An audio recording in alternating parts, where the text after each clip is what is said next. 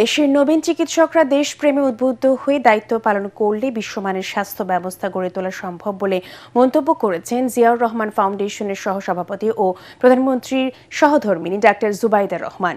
সকালে রাজধানী হলি family red crescent হাসপাতালে কৃতি শিক্ষার্থীদের সম্মাননা প্রদান অনুষ্ঠানে তিনি এই মন্তব্য করেন। ডাক্তার জুবাইদা রহমান বলেন, গ্রামাঞ্চলের চিকিৎসকের অভাবে সঠিক সময়ে চিকিৎসা সেবা থেকে বঞ্চিত হন তৃণমূল পর্যায়ের মানুষ।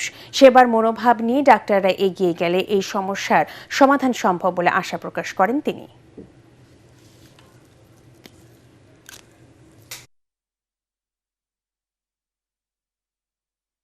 আমাদের দেশে গ্রামাঞ্চলে চিকিৎসকের অভাবে গ্রামবাসীরা সঠিক সময়ে চিকিৎসা থেকে বঞ্চিত হন। আগামীর বাংলাদেশে যেন কোনো রোগাক্রান্ত গ্রামবাসী চিকিৎসার অভাবে প্রাণ না হারায়, কোনো অন্তঃসত্ত্বা মা কে যেন আমরা না হারাই, কোনো নবজাতক যেন তার মায়ের কোল খালি করে চলে না যায়। এমন একটি চিকিৎসা ব্যবস্থা গড়ে তোলা যায় যা পৃথিবীর বুকে দৃষ্টান্ত স্থাপন করবে, কারণ এভরিওয়ানস হেলথ ম্যাটার্স।